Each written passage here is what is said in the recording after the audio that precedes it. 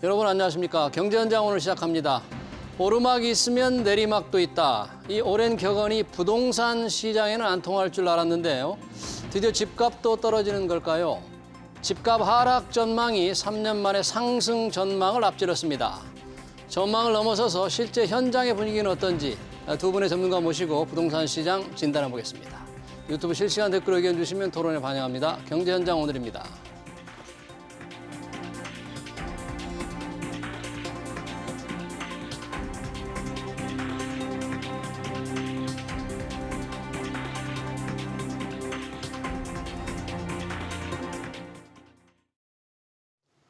토론 함께할 두 분 소개합니다. 권대중 명지대 부동산학과 교수 그리고 한문도 연세대 정경대학원 겸임 교수 나오셨습니다. 어서 오세요. 네, 안녕하세요.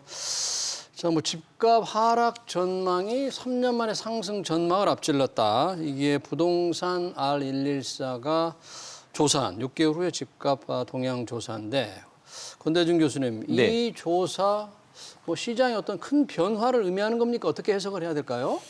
시장의 변화를 의미한다고 볼 수 있죠. 네. 과반수 넘지는 않았지만 거의 한 38% 이상 이제 하락을 한다고 조사 결과가 나왔는데요. 예. 이렇게 나올 수 있었던 것은 윤석열 정부가 잘했다기보다는 네. 지속적으로 금리가 올라가고 있는 상황에서 경제가 어려워져서 그런 것 같습니다. 금리가 올라가서. 네, 지금 코로나 이후 한 3년 정도 경제가 많이 침체되어 있는 상태고 예. 또 대외 경제의 불확실성이 점점 커지고 있죠. 예. 유가도 올라가는 데다가 미국의 금리를 올리고 그럼 우리도 이제 또 역시 금리를 올릴 수밖에 없는 이렇게 이제 어려운 상황이 되다 보니까 부동산 시장에서 한 발 물러난 거 아닌가. 네. 여기서 한마디 더 말씀드리면은 이 지난 정부의 부동산 가격이 너무 많이 올랐어요. 그렇습니다. 예전에는 네. 2억, 3억, 4억짜리가 5억, 6억, 7억 돼버렸잖아요. 예. 2억, 3억짜리 아파트에 1억 대출 받고 샀던 사람들이 2억짜리가 4억 됐기 때문에 이제 2억 대출을 받아야 돼요. 네. 거기에다가 금리까지 올라가 버리니까. 그래서 대출 금액도 역시 많이 받아야 되고 금리도 올라가기 때문에 아마도 매수 시장에서 좀 네. 위축되는 거 아닌가. 그래서 대부분의 수일 수요자들이나 부동산에 관심 있는 사람들이 향후의 부동산 시장은 하락 안정세로 갈 것이라고 예측하고 있습니다. 그러니까 말씀하신 대로 하락 전망이 38% 정도면 6개월 조사할 때에 비하면 하락 전망은 아주 큰 폭으로 올랐고 상승 전망은 거의 절반 이하로 이렇게. 저도 지난 3월, 4월 달에요. 언론에서 부탁해서 그 하반기 전망을 예. 전월세 가격도 상승, 매매도 상승이라고 봤어요, 저는. 그런데 근데 이렇게 빨리 금리가 올라가고 유가가 올라갈 줄 몰랐죠. 그렇게 전문가가 이 한 치 앞을 못 내다봤습니까, 이게? 근데 사실은 그 정책 변수가 부동산 시장의 변화를 가장 크게 영향을 주기 때문에 네. 정책 변수가 없으면 전망을 하는 전문가들의 얘기가 거의 맞아요. 예. 근데 전망을 하더라도 그 사이에 정책 변수가 있기 때문에 규제 완화와 규제 강화가 있고 또 금리 인상이 있기 때문에 예측이 어려운 겁니다. 네. 사실 예측하기가 정말 어려운 게 이게 경제 상황이고 특히 부동산 시장인데 한 교수님은 어떻습니까? 이런 통계의 변화를 실제 현장에서 보는 것도 그렇게 아주 확연하게 좀 하락의 움직임이 기운이 많이 나타납니까? 저는 타 방송에서 말씀을 드렸고 작년 10월부터 제가 이제 하락 들어갔다라고 예. 말했고 지금 말씀하신 전문가 설문조사에 저도 같이 참여했는데 거기서 예. 하락이 한 두세 분 되신데요. 예. 제가 그 중에 한 사람입니다. 그 하락. 원인은 뭐냐면은 예. 이제 우리 교수님이나 이제 다른 분들 입장에서는 상승 그때만 해도 한 60, 70%분이 상승을 예측했거든요. 예. 근데 그 원인은 이제 입주 물량 부족하고 전세 대란이 일단 1번이었어요.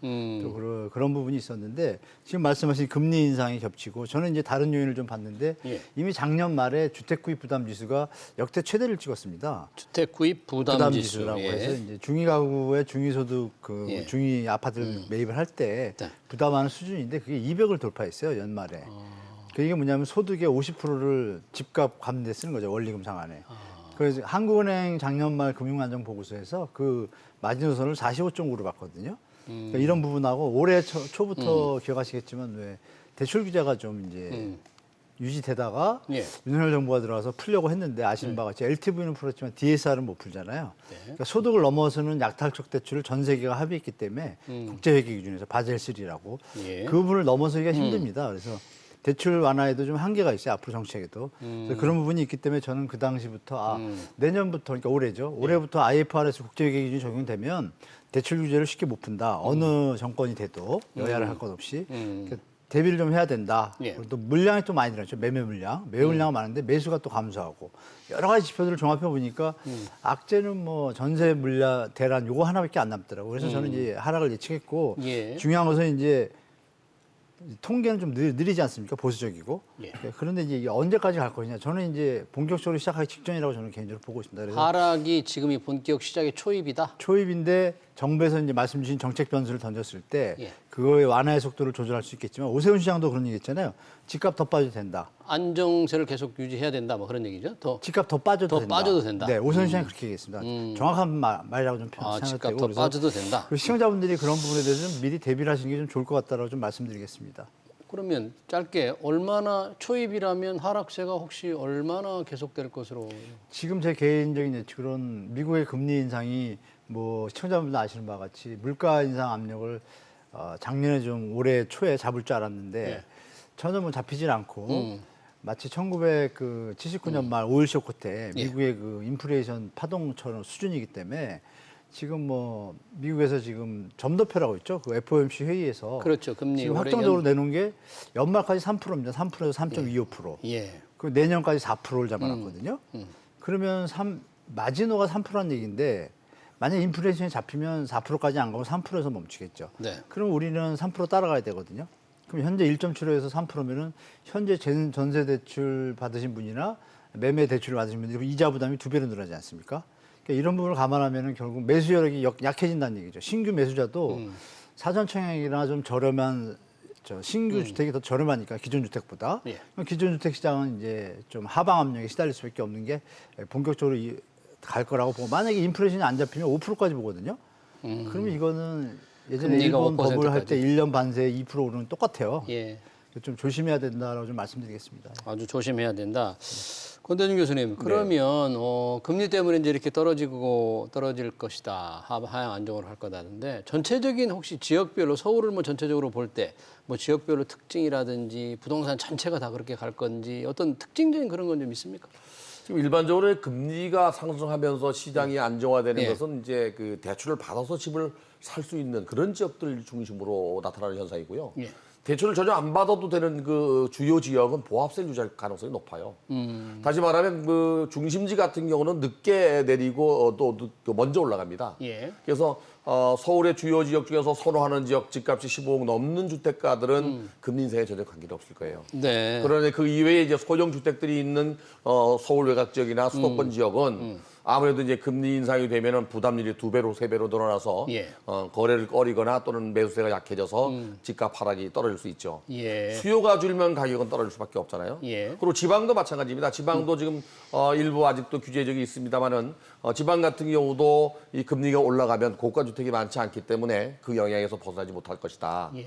하지만은 이제 토지 시장 같은 경우는 아직도 강세를 보이고 있습니다. 토지 시장. 네, 땅을요? 지금 우리들이 말하는 것은 이제 아파트 시장이나 예. 또는 비아파트 부분이고요. 예. 이 토지 시장은 아직도 떨어지지 않고 있어요. 아, 그래요? 단독주택 일부 지역과 또는 그 나대지 같은 경우 예. 또 개발 가능성이 있는 땅들은 한국부동산원의 자료를 보면 아직도 단독주택은 뭐 마이너스로 나타내지 않고 있습니다. 예. 이런 것들이 뭐 장기적으로 가면은 뭐 금리가 올라가면 부담스러워서 떨어지겠지만 아직은 토지 시장은 아파트 시장보다는 강세를 보이고 있습니다. 토지 시장은 아직 그렇고 또 금리 영향이 적은 지역, 서울에서도 뭐 대체로 강남 일부 지역 아니겠습니까? 서초, 강남, 송파 쪽이겠죠. 예. 거기에다가 뭐 최근에 떠오르고 있는 용산 일부 지역 예. 이런 지역은 주택 가격이 보통 15억, 20억 넘는 데는 자기 부담이 없이 자기 자본으로 만약에 매입할 수 있다 그러면 예. 덜 영향을 받죠. 하지만 네. 이제 대부분 뭐 10억, 20억 사이에 있는 것들도 일부 뭐 전세를 끼거나 대출을 끼는 갭 투자가 있기 때문에 이런 데 영향을 받죠. 근데 15억 넘으면 대출이 안 되거든요, 아예. 그렇죠. 그럴 때는 이제 전세를 끼고 사거든요, 또. 예. 이런 건 영향 안 받죠. 예. 그래서 고가 아파트 중심으로 크게 영향을 받지 않을 거고요. 네. 또 토지 시장이 아파트 시장보다 늦게 떨어지는 걸로 본다면 순환 주기로 봤을 때 그러면 당분간은 뭐 토지 시장은 괜찮을 것 같아요. 토지 시장은 그래도 그러나 아파트 시장에 네, 우리 이제 비해서 한 덜 번 영향을 더 그 받는다. 아까 말씀하신 대로 미국의 금리가 지금 그 자이언트 스텝이 됐든 빅 스텝이 됐든 지속적으로 올려서 목표치가 한 3.5%까지 보고 있거든요. 예. 그럼 우리나라도 적어도 기준금리가 3%까지 간다면 예. 시장금리나 대출금리는 적어도 8% 10% 갈 수가 있습니다. 그래서 어제 금융감독원장이 또 발표됐죠. 예. 모 은행을 꼭 집어서 대출 금액이 너무 높다. 이걸 낮춰라, 정상화시켜라. 이 사실은 이렇게 어려운 시장에서 금융권들에 대한 수익은 더 또 많이 남거든요. 그렇죠. 네, 네. 그래서 그런 것들을 한번 바로 잡으려고 어제 발언하셨어요. 그렇다면 대출 금리가 생각보다는 덜 천천히 오를 수도 있어요. 금융감독원에서 인위적으로 조금 누를 거니까. 그렇죠. 예. 그러니까 마진율이라는 게 이제 코픽스가 됐든 뭐 CD 금리가 됐든 일단 중앙은행에서 지불 준비율 이자율 정도 그 정도에서 2배 이상 뭐 1.5배 이상 못 오르게 할 가능성도 있어요. 네. 이 금융감독원에서도 이제 자꾸 대출금리 오르는 걸 신경 쓰는데 금리가 오르면 예. 이건 뭐 어김없이 집값이 역대 이렇게 다 떨어졌습니까? 혹시 그렇지는 금리 않습니다. 어떻습니까? 과거에 보면. 그 금리가 오르면서 집값이 동시에 오르는 경우가 2번 정도 있었죠. MB 정부 때도 11년도가 11년도 잠시 올릴 때 예. 따라 올라갔고 노무현 정부 때 2003, 4년인가부터 6년까지 한 2년 동안 2.5에서 5%, 3% 상단에서 5% 상단까지 2% 갑자기 올렸거든요. 1년 짧은 시간에. 네. 그래도 집값은 더 올랐습니다. 근데 그때와 이제 지금의 차이는 뭐냐면 예. 그때는 이제 아까 말씀드린 주택 구입 부담 지수가 낮았습니다. 주택 구입 부담 그러니까 지수가 소득을 낮고. 많이 가지고 있고 예. 앞으로 미래 소득에 대한 예. 기대가 되기 때문에 주택 가격이 또 그 수준이 현재 가격 수준보다 좀 낮았습니다. PIR이라는 숫자가 있잖아요. 소득 대비 주택 가격인데 그게 그때만 해도 한 12, 13 정도 찍었습니다. 근데 지금 20입니다. 서울이. 그때하고 또 다릅니다. 상황이. 예. 그래서 지금은 금리가 직격탄이 되는 거죠. 지금은 능력이 가능한 선에서 금리가 올라도 금리가 3% 오르는데 집값이 20% 오르면 따라갈 수 있잖아요. 예. 근데 그 20%를 대출이나 자기 소득으로 부담하는데 문제가 없다면 같이 가는 거죠. 예, 상승이. 예. 그런데 지금 이제 그 경우가 아니고 이미 이제 가격의 임계점 수준에 다다랐기 때문에 예. 더 이상 갈 수 없는데 금리가 늘어버리니까 그냥 일방적으로 금리의 부담만 안게 되니까 예. 수요가 당연히 감소할 수밖에 없고 시장에서는 좀 하방 압력으로 작용할 거고 예. 아까도 좀 전에 그 얘기도 좀 말씀드렸는데 용산 서초 강남이 지금 서울 25개구 중에 24개구가 하락 보합입니다. 예. 보합이고 용산 서초 강남이 지금 상승 계속 유지하다가 6개월 내내 예. 하다가 용산은 0.00으로 지금 접혔습니다. 저번 주에. 보합으로. 드디어. 네. 그리고 서초도 0.02 서초구만 유일하게 상승 지표가 나왔고 상승폭은 네, 강남도 0.00으로 줄었습니다. 폭이. 예. 그러니까 연초만 해도 0.53도 가고 막 이랬거든요. 예. 그러니까 그만큼 둔화되고 있다는 건 분명히 나타나는 거죠. 그래서 네. 제가 볼 때는 이번 주하고 다음 주 사이에 6.1 대책의 효과가 과연 시장을 받쳐주는 데 도움이 될지 예. 아니면 그것도 힘을 못 쓰고 내려간다면 이제는 시장은 완전히 하향 안정화로 들어간다라고 보는 게 좀 합리적이라고 저는 시청자분들에게 말씀드리겠습니다. 네. 일부 서초만 상승폭이 작지만 상승을 유지했는데 그것도 네. 하향으로 둔화되고 있는 거고 또 매물이 4천 개인데 거래는 30개밖에 안 돼요. 용산구도 매물이 1,200 한 30개 됩니다. 거래가 9개 됐습니다. 그러니까 이런 성향을 볼 때 이거는 앞으로 좀 하방압력이 더 강하다라고 판단하는 게 좋을 것 같습니다. 지금 거래량이 뭐 거의 평소에 비하면 절반 또는 3분의 1 수준으로 떨어진 거죠? 그렇죠. 그 대출을 받아서 사야 될 사람들은 대출 금리가 올라가서 뭐 사지 못하고 있고요. 예. 대출을 받지 않더라도 경기가 침체되고 있기 때문에 이런 현상이 나타나는 거거든요. 예. 근데 그 금리가 올라가는 시장에서 부동산 가격도 오르려면 경기가 좋아야 됩니다. 근데 이 경기마저 지금 현재 하강 국면을 그리고 있기 때문에 이번에 금리가 올라갈 때는 부동산 가격은 올라가지 않을 거예요. 내려갈 겁니다. 단지 이제 아까 서두에 말씀드린 대로 예. 서울의 주요 지역, 선호하는 지역, 서초, 강남, 송파 같은 경우는 떨어진 늘도 제가 아까 말씀드린 대로 늦게 떨어지고 네, 천천히 올라가는 건 먼저 떨어지고. 올라가는 그런 현상일 거예요. 예. 예전에 그 IMF 때도 예. 지방에 제일 많이 그 집값이 하락한 데는 거의 40% 정도 하락했거든요. 근데 서초, 강남은 10% 이상 하락하지 않았어요. 뭐 6%, 7%밖에 하락 안 했기 때문에 예. 아마도 이 경기가 나빠지면서 금리가 올라서 부동산 시장이 하락한다면 서초, 강남도 피해갈 수는 없습니다. 그러나 이제 그 하락폭이 적다는 얘기죠. 예. 네, 하락폭이 적을 수 있습니다. 그렇군요. 지금 금리도 오르지만 DSR 총부채 원리금 상환 비율 규제도 대상이 지금 늘어나게 되잖아요. 네, 네. 대출 1억 원 이상으로. 그러면 그것도 영향을 좀 많이 주지 않겠어요? 전방위적으로 영향을 받습니다. 예. 물론 정부에서 이제 어떤 생애 최초 LTV 80%라고 이제 조금 숨통을 열어주긴 했지만 생애 최초 구입자들에게는. 네, 네. 그런데 아까도 뭐 말씀 올렸지만 국제회계 기준이 2022년 1월 1일부터 전 세계가 동시에 지금 시작되기 때문에 예. 유럽도 사실 경기 위기나 이런 것들 때문에 작년 10월에 제가 알기로는 바젤3 협약 국제회계 기구에다가 1년만 연장해 달라고 넣었다가 네. 퇴짜를 맞았습니다. 지금 경제 상황이 저치하면 은행들이 파산할 수 있는 위기 상황이기 때문에 예. 투명하게 가야 되고 이 DSR이 쉽게 말하면 그거잖아요. 약탈적 대출을 하지 마라. 예. 소득이 감내할 수 있는 선에서 대출해 주라는 얘기거든요. 주택에 대해서. 그걸 지키라고 전 세계가 동시화됐기 때문에 대한민국도 이게 힘들다 보니까 이번 정부 대책에서 뭐 방송에서 네. 나오셨지만 40년 모기지를 하면 이제 분할이 되니까 총액이 작아지잖아요. 네. 그러면 DSR이 늘어나는 효과가 이제 나타나거든요. 네. 그러나 부담은 늘어나죠. 이자는. 기간 긴. 네네. 체증식이라고 해서 또 앞에는 덜 갚고 네. 뒤에는 더 갚는 형제 두 개를 던졌는데 이게 진짜 국민을 위한 건지 아니면 이게 또 악마의 손길인지 분간에 좀 필요성이 있습니다. 왜냐하면 파월 연준 의장이 집 사지 말라는 의미는 네. 앞으로 금리를 자기들도 모르게 빨리 올 수 있다는 신호거든요. 그랬을 때 지금 무리하게 LTV 80%를 활용해가지고 들어갔다가 금리 부담을 못 이기면 이거 파산이거든요. 그렇죠. 주택가가 20%만 내리면 파산이잖아요. 80% 예. 대출 받았으니까. 예. 그러면 이건 진짜 구제할 길이 없기 때문에 제가 볼 때는 지금 DSR 이 부분에 대해서 주택 마련에 도움이 안 되는 건 분명합니다. 분명하고 그 얘기는 뭐냐면 이렇게 주택시장의 침체기로 들어감에도 불구하고 예. 정부가 대책을 내놓는 선의 어떤 한계점을 우리가 6.21 대책에도 볼 수 있었거든요. LTV 지금 80%를 했어도 총액은 6억으로 묶어놨어요. 6억. 네. 6억이 그렇죠. 한도니까 그럼 이런 부분이 어떤 정부의 깊은 뜻을 알 수가 있죠. 주택시장이 경착륙하는 걸 막기 위해서 어느 정도 거래를 받쳐주기 위해서 풀어줬지만 이걸 과다하게 풀어줄 과도하게는 때는 더 큰 풀리지 위기가 오니까 예. 그걸 중재해야 되는 고민에 빠진 정책이라고 우리가 판단할 수 있을 것 같습니다. 예. 정부 정책에 따라서 많이 달라지는데요. 네. 정부 정책과 관련해서 권대중 교수님, 지금 이제 여러 가지 세제라든지 공급, 임대차 여러 가지 제도가 좀 바뀔 것 같은데 얼마 전에 이게 한국조세재정연구원 세제 관련 포럼이 있었는데요. 네. 다주택자에 대한 종부세 기준을 주택 수에서 금액, 가액으로 표준으로 바꾸는 방안을 뭐 검토해야 된다는 연구원의 주장 같은데 이게 만약에 이게 채택이 된다면 굉장한 변화 같지 않습니까? 만약에 그렇죠. 어떤 의미가 우선은- 있는 거예요, 이거는? 우선은 제일 좋은 방법은 주택수와 금액을 각각 안분해서 적용하는 게 가장 좋은 방법인데. 동시에요, 한꺼번에? 지금은 주택수로만 이렇게 종합부동산세를 물리다 보니까 5평짜리를 갖고 있어도 1가구 2주택이라서 종합부동산세가 기존에 2배가 나거든요. 예. 그래서 이거는 금액으로 가는 게 맞지 않겠나라는 조세연구원의 의견입니다. 예. 근데 만약에 금액으로 가게 되면은 그 피해는 또 서민들이 볼 수밖에 없어요. 왜요? 싼 주택을 여러 채를 사더라도 금액이 얼마 안 되잖아요. 네. 그러니까 적은 주택, 저렴한 주택에는 서민들이 많이 살기 때문에 예. 이들에게 또 불리할 수 있어요. 금액을 올릴 수도 있고 임대료를 올릴 수도 있기 때문에. 그래서 아마 지금 연구 중입니다. 그래서 그러나 이제 방향성은 세대수보다는 금액으로 가되 거기에 이제 주택수를 포함할 건가 안 할 건가를 고민하는 것 같습니다. 그래요?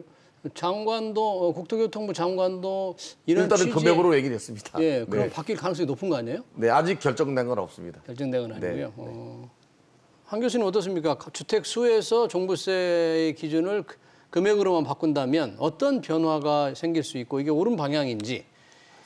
교수님 말씀이 맞습니다. 교수님이 좀 아까 말씀하셨잖아요. 안분. 예. 그러니까 어느 적정선에서 주택 수도 계산하고 금액도 같이 해서 가중을 해야 되는데 제가 볼 때는 좀 시간을 갖고 좀 안분 방식을 취하면은 제일 국민들이 받아들이기 좋은데 예. 지금 이 정부가 좀 급한 것 같습니다. 공약을 던져놓고 빨리빨리 가야 되니까 뭐 예. 연구원 통해서 또 발표하고 그러는데 지금 국민은 공급 대책이 필요하지 이게 필요한 게 아니거든요. 그러니까 제가 볼 때 원희룡 장관이 지금 초점을 어디다 두는지 모르시겠는데 물론 8월 말 중순에 이제 발표하신다 그랬으니까 좀 기대를 하는데 예. 이 부분에 대해서는 이제 원인이 종부세잖아요. 그렇죠. 종부세. 종부세에서 이게 발단이 되는데 제 개인적으로 좀 제안을 드린다면 예. 종부세를 없애고 자꾸 이제 이게 뭐 대상이 좀 이상해지니까 뭐 2% 됐다 싸우고 또 많다 적다 1주택자 이게 갑론을박이 계속되는데 이게 국민 2%를 가지고 맨날 나라가 시끄럽잖아요. 아, 종부세 어떻게 대상 보면 내는 근데 사람이 뜻은 좋아요. 종부세를 걷어서 지역균형 예. 발전을 위해서 쓴다는 거.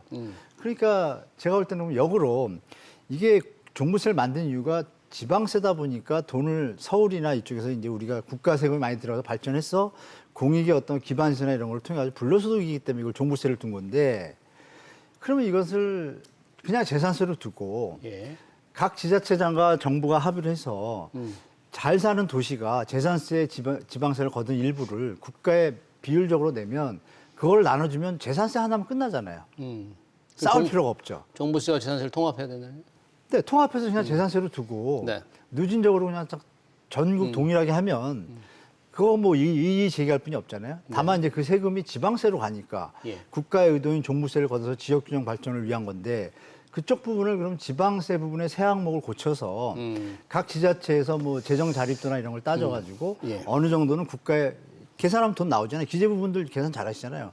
그럼 그렇게 모아두면 그 부분을 알아서 기재부나 공무원분들이 해주시면 국민들이 이렇게 피곤할 일이 없지 않습니까? 네. 저는 그걸 좀 개인적으로 좀 제안드리고 싶습니다. 이거 요번에 또 바꿔봤자 또 네. 정권 바뀌면 또 바꾸고 뭐 20년 갈 거예요, 제가 볼 때. 이런 좀 제안 개인적으로 드려보고 싶습니다. 네.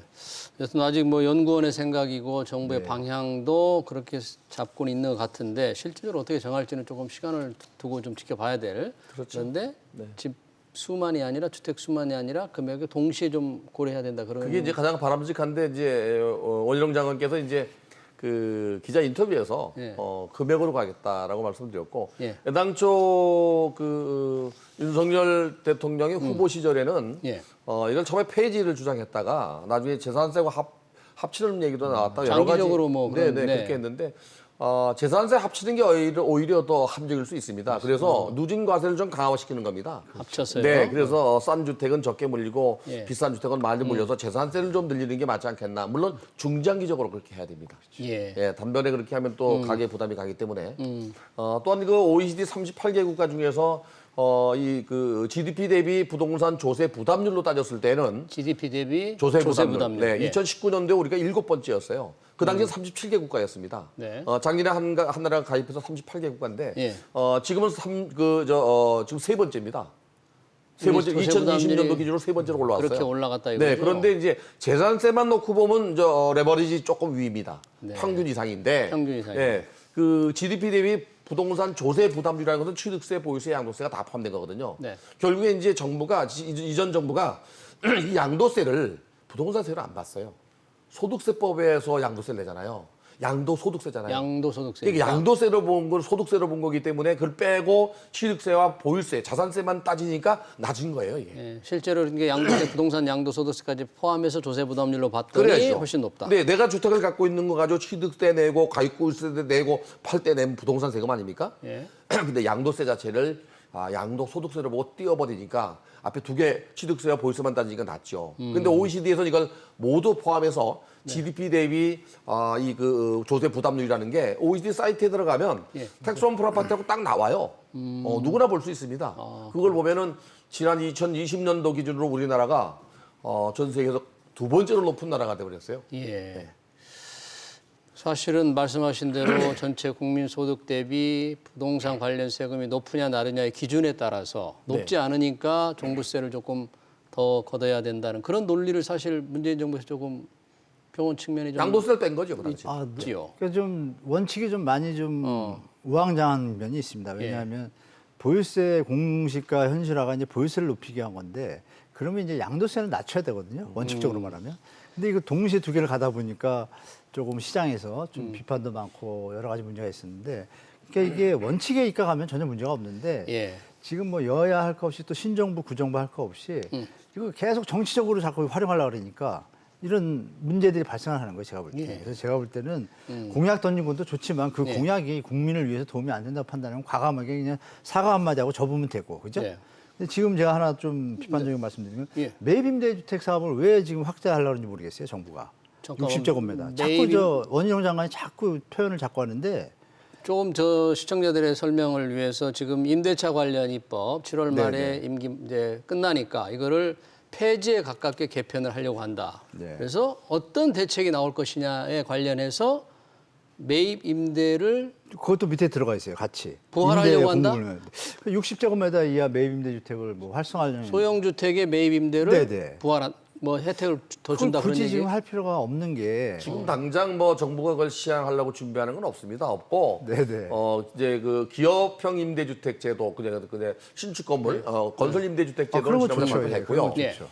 장기적으로 볼 때는 이게 이제 규제가 완화되는 적이 점점 늘어날 가능성이 높잖아요. 예. 규제가 완화되게 되면 뭐 이 종합부동산세도 네, 또 바꾼다고 그러니까 그 양도세 중과세가 없어지고 또 여러 가지 그 투자 여건이 좋아지니까 이 상태에서 만약에 매입 임대주택 제도까지 내놓으면은 또 부동산 투기가 일어날 수가 있기 때문에 예. 지금 정부가 당장 뭐 그거를 시행하려고 이렇게 준비하는 건 없는데 예. 장기적으로 이제 매입 임대주택 제도가 2020년도 7월 10일 날 7.10 대책에서 정부가 그 아파트의 매입 임대주택 제도를 폐지했어요. 폐지. 네, 그래서 향후에 그 공약을 보면은 이 60제곱미터 이하 소형이나 소형. 이런 것들은 매입 임대주택 제도를 내야 되지 않나 하는 의견은 있습니다. 그 소형에 대해서 매입 임대제도의 혜택을 더 주려고 하는 것은 어떤 효과를 거두기 위해서입니까? 그러니까 이제 일반 그 건설 임대 사업자들이 건물을 지었을 때 네. 지어서 전부 임대주택으로 활용할 수는 없잖아요, 건설사가. 그렇죠. 이거를 투자자에게 넘겨서 매입 임대주택을 임대 사업을 할 수 있도록 해주려고 하는 거죠. 이 건설 임대는 지금 지난번에 그 6월 20일 날 대책에서 예. 활성화 대책을 내놨어요. 근데 모든 건설사가 건물 지어서 전부 다 임대 사업할 수는 없잖아요. 이들이 분양하는 것들을 누군가 사야 되는데 실수요자가 다 못 산다면 가수요인 매입 임대주택 제도를 도입해서 가수요가 사서 임대주택으로 내놓을 수 있게 하겠다는 게 생각인데 아직은 그런 뭐 구체적인 내용이 나온 건 없습니다. 그러니까 매입 임대 제도를 통해서 민간의 이 전월세 주택 공급자의 역할을 조금 제대로 할 수 공급이 있도록, 늘어날 수 있으니까. 혜택을 좀 줘보겠다. 그런데 아직 그 혹시 투기 수요를 자극할지 몰라서 그래서 아직 매입 결정된 건 임대주택 제도가 나오더라도 그들에게 뭐 재산세를 감면하거나 이런 혜택은 없어요 아직은. 혜택도 안 주고 뭐. 그런 제도를 도입하겠다. 지금은 매입해서 임대를 못 하게 돼 있어요. 그러니까 제도를 도입하려면 뭐 혜택을 줘야 될 거 아닙니까? 아니 혜택은 안 주고더라도 안 주고? 만약에 매입 임대 제도를 도입한다면 누구나가 소형 주택을 사서 임대주택 사업을 할 수 있는데 지금 그거 자체가 막혀 있어요. 예. 지난 정부가 아예 아파트를 매입해서 임대 사업을 못 하게 해놨거든요. 사실 맞습니다. 사실 문재인 정부 초기에 가장 큰 실패 부동산 대책 중에 하나가 등록 임대제도 활성화했다는 맞습니다. 비판이 많았는데 당연하죠. 일부를 지금 이 정부에서 조금 활성화하려고 하는 그런 주장들이 좀 이게 있는 지금 거네요. 제가 일부. 보니까 교수님 말씀대로 하면 천만다행인데 정부가 아직 간을 보는 결정되진 것 같아요. 않았다. 지금 시장을. 아. 그러니까 조용하고 뭐 언론이 좀 비판이 안 들어오고 맞아 임대주택을 늘리기 위해서 그냥 매입 임대주택 옛날처럼 하자 그러면 얼렁뚱하다 넘어갈 수 있는데 기존 주택에 이게 들어가면 이게 투기 바람이 부는 거죠. 또 그리고 말씀 주신 대로 해제 혜택이 들어가면 양도세 또 감면 혜택이 들어가면 모든 소득에는 과세하는 게 세금의 원칙인데 예. 굳이 임대를 확대한다 그래서 세금을 하면 돈을 누가 다 벌어가는 거예요. 사업하는 사람이 벌잖아요. 국가하고 전혀 관계가 없습니다. 국가 공익하고. 그러니까 교수님 말씀대로 이 정부가 건설 임대를 해서 어떤 유동성을 확보하기 위해서 매입 임대를 들어오시는 분들이 과도한 세제 혜택이 없이 그 건설 임대분만 매입한다는 건 저도 찬성합니다. 공급 확대 면에서 좋으니까. 그런데 기존 주택을 매입 임대에 이걸 집어넣는 순간 이 정부는 투기꾼 정부로밖에 전락할 수가 없는 거예요. 그러니까 제가 볼 때는 뭐 방송에서 드리고 싶지만 보신다라면 교수님 말씀대로 건설 임대 확장해서 매입 임대하는 건 저도 적극 찬성하고 뭐 건설 박수 임대. 보냈는데 지어서 임대로 하는 건 문재인 정부에서 실패했던 것처럼 또 기존 주택을 매입 임대 해가지고 막 사재기를 하면 이게 매물이 없어지잖아요. 여러 가지 부작용이 있기 때문에 이거를 한다면 뭐 저는 좀 개인적으로 많이 반대하고 있습니다. 우리 한 교수님 반대하지만 일부 전문가들은 많은 제도의 규제를 없애가는 그런 측면에서 볼 때 네.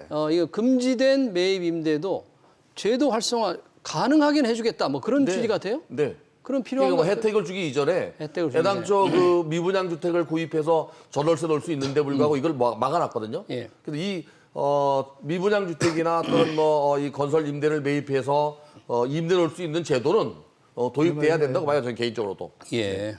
그러면 시장이 어떻게 봐야 될 것인가, 제도의 필요성이 있느냐, 그 제도를 도입함으로써 혹시 투기 요소를 자극하느냐에 따라서 제도 도입 여부가 결정될 것 같네요. 그 제도가 혜택이 국민한테 가느냐 아니면 일부 기득권한테 가느냐가 정치의 결정의 핵심이겠죠. 근데 지금 현재 그 4년, 8년 임대 제도가 이제 10년으로 바뀌었잖아요. 네, 10년짜리. 사는 순간 10년 동안 임대 놔야 돼요. 네. 근데 10년? 네, 10대 임대를 놔야 되는데 10년 동안 아무 혜택 없이 임대주택 제도를 하겠느냐? 네. 뭐 임대를 올리고 내릴 수도 있으니까 그건 이제 연구할 가치가 그거는 있는 거죠. 혜택을 줘도 좀 될 것 같습니다. 근데 그건 저도. 뭐. 아니 지금 착한 임대인? 네, 10년이면 착한 임대인이 되죠. 5%씩 5% 오르니까. 하는 예, 그 예, 착한 맞습니다. 임대인들의 혜택을 준다는데 그러면 임대 그건 반대할 국민은 별로 없죠. 아니 근데 지금 현재 그 소형 주택을 그 아파트를 매입해서 임대주택 제도를 도입한다면 임대주택에 등록하는 순간 10년간 못 팔아요. 아, 10년. 근데 아무 혜택 없이 그냥 이 제도만 글쎄요. 도입했을 때 과연 얼마나 활성화되겠냐. 그래서 그러니까 말씀대로 그 부분에 대해서는 고민을 해야 10년이면은 돼요. 혜택을 좀 줘도 될 것 같습니다. 10년.